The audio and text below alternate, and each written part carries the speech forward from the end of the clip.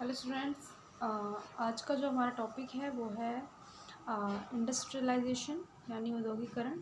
तो देखिए जो हमारा चल रहा था फैक्ट्री इफेक्टिंग फूड के बारे में कि ऐसे कौन से कारक हैं जो फूड की या भोजन की उपलब्धता को प्रभावित करते हैं या इफ़ेक्ट करते हैं।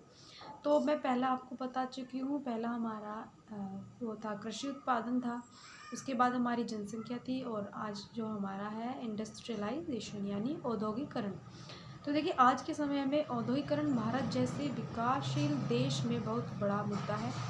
इसमें लाभ के साथ साथ हानि भी होती है। यानी कि अगर कहीं इंडस्ट्रियलाइजेशन हो रहा है यानी औद्योगिकरण हो रहा है तो इसमें एक फ़ायदा तो है साथ कि व्यक्तियों को रोज़गार मिल रहा है, नई-नई चीज़ों का उत्पादन हो रहा है। लेकिन जहाँ पर इसका लाभ है वहीं पर इसकी हानियाँ भी हैं। औद्योगिकरण किसी भी वस्तु को बनाने की प्रक्रिया है जो कि व्यक्तियों को आवश्यकता के अनुसार सामान उपलब्ध करती है। यानी कि देखिए औद्योगिकरण क्या है, किसी भी वस्तु यानी ज़रूरी नहीं है कोई एक ही चीज़ हो। हर व्यक्ति जो होता है वो अलग-अलग चीज़ों का उत्पादन करता है। तो हर व्यक्ति अपनी-अपनी इच्छा के अकॉर्डिंग या अपने कार्य के अकॉर्डिंग औद्योगिकरण करता है, ठीक है? इंडस्ट्री लगाता है तो उसमें वो किसी न किसी चीज़ का निर्माण करता है, मैन्युफैक्चरिंग करने की एक प्रक्रिया है। तो जिसमें व्यक्तियों को आवश्यकता के अनुसार सामान उपलब्ध होता है, यानी कि वो किसी न किसी चीज़ को बनाते हैं उसमें और बिक्री के लिए बेचते हैं। तो औद्योगिकरण किसी भी देश की आर्थिक विकास में बहुत बड़ी भूमिका को निभाते हैं। यानी कि जब किसी इंडस्ट्री में या किसी भी चीज़ में, किसी भी एक जगह में किसी चीज़ का उत्पादन होता है और वो बहुत सारी पब्लिक द्वारा खरीदा जाता है तो कंपनी को और बाकी व्यक्तियों को क्या होता है कि उस चीज़ का प्रॉफिट भी होता है। और व्यक्तियों को जिस चीज़ की आवश्यकता की ज़रूरत है या किसी भी प्रोडक्ट की ज़रूरत होती है वो उनकी नीड्स को भी पूरा करते हैं।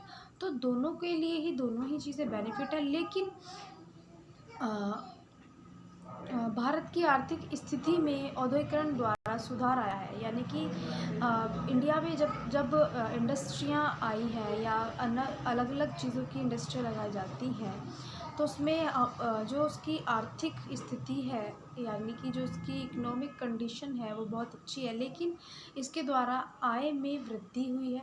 यानी कि इसके साथ साथ जो व्यक्तियों की इनकम होती है, इनकम में भी बहुत ज़्यादा बेनिफिट होता है। मान लीजिए अगर किसी कंपनी का प्रोडक्ट बहुत ज़्यादा अच्छे से बिक रहा है या कोई भी सामान बहुत अच्छे से पब्लिक द्वारा खरीदा जाता है तो वहाँ के जो एम्प्लॉय होते हैं उनकी सैलरी भी बहुत अच्छी हो जाती है, ठीक है? जिसके द्वारा वो अपनी नीड्स को पूरा कर सकते हैं या अपनी इच्छाओं को पूरा कर सकते हैं।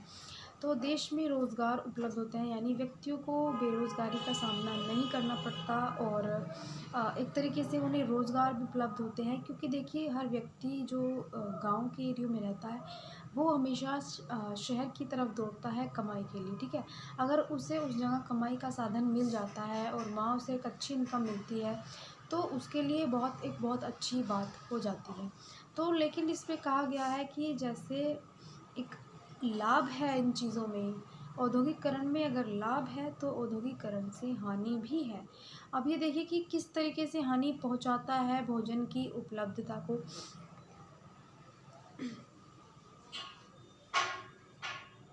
आयात और निर्यात के रास्ते खुलते हैं यानी कि एक्सपोर्ट और इंपोर्ट के रास्ते खुलते हैं।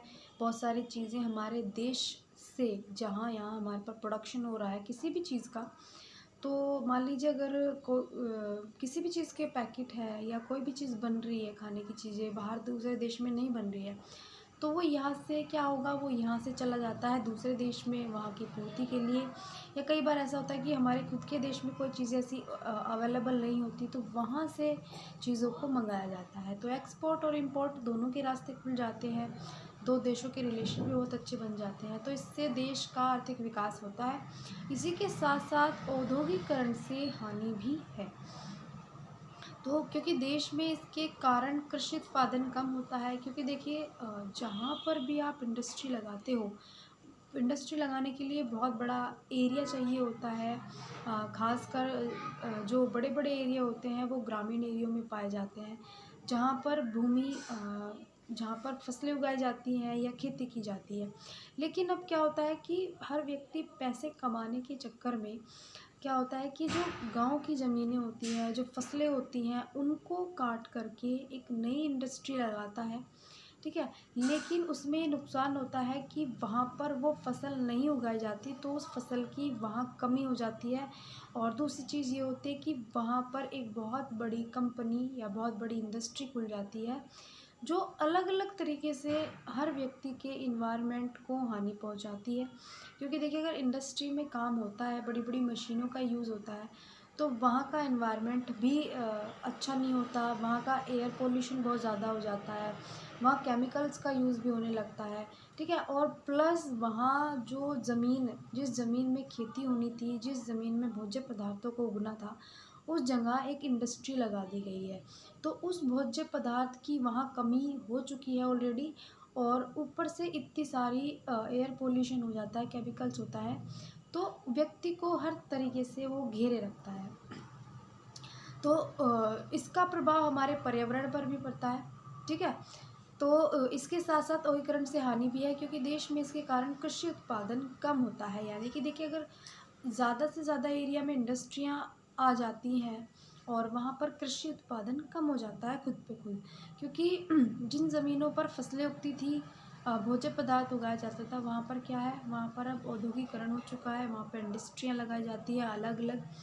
तो वहाँ पर कृषि उत्पादन कम हो गया, तो जिससे भोजन या भोज्य जो पदार्थ है, वो हमें पूरी मात्रा में अवेलेबल नहीं होता, बल्कि वहाँ वो उस चीज़ की कमी हो जाती है। तो भोजन की जो उपलब्धता है, उसकी कमी का एक बहुत बड़ा कारण औद्योगीकरण भी है। तो और औद्योगिकरण का जो इफ़ेक्ट है, वो हमारे पर्यावरण पर भी पड़ता है। औद्योगिकरण एक बड़े क्षेत्र को घेर लेता है, यानी कि एक बहुत बड़ा एरिया वो ले लेता है जहाँ पर खेती होती है, जिसमें प्रति व्यक्ति के हिसाब से खेती प्राप्त नहीं होती, और जनसंख्या बढ़ने से खेती कम हो रही है, क्योंकि वहाँ पर इंडस्ट्रियाँ लगा दी जाती है, और वहाँ पर खेती भी नहीं होती है, पॉपुलेशन ऑलरेडी और बढ़ती जा रही है। तो भोजन हर व्यक्ति तक प्रॉपर मात्रा में अवेलेबल नहीं हो पाता, ठीक है? और जनसंख्या बढ़ने से खेती कम हो रही है, जिस कारण जनसंख्या को पर्याप्त मात्रा में भोजन नहीं मिल पाएगा, और भोजन की क्या होगी, वहाँ पर भोजन की कमी आ जाती है। तो इंडस्ट्रियल जो एरिया होते हैं, वो बहुत ज़्यादा जगह को घेरे रखते हैं, और अगर गाँव की जगह पर या जहाँ पर फसलें उगती हैं, फसलों को काट करके वहाँ पर नई-नई बिल्डिंगें या फिर नई-नई इंडस्ट्री लगा दी जाती हैं, जहाँ पर भोज्य पदार्थों की कमी होना एक नॉर्मल सी बात हो जाती है। तो वहाँ जब पूरी मात्रा में भोजन उपलब्ध नहीं होगा, तो जनसंख्या के लिए भोजन पूरी मात्रा में उन्हें पर्याप्त नहीं हो पाएगा। तो उपरोक्त विवरण से यह स्पष्ट होता है कि औद्योगिकरण किसी भी देश की जनता के जीवन स्तर को सुधारता है तथा आर्थिक स्तर को सुधारता है। देखिए, जीवन के स्तर को भी सुधारता है, आर्थिक स्तर को भी सुधारता है, लेकिन इसी के साथ-साथ जीवन को इतना कठोर भी बनाता है, अ, या इतना भी कठोर बनाता जाता है कि औद्योगिकरण के कारण जगह कम हो रही है, जिसके कारण जनसंख्या बढ़ती जा रही है, और इसी के साथ पानी, हवा, मिट्टी, पॉल्यूशन और व्यक्तियों में संक्रामक बीमारियां फैल रही है।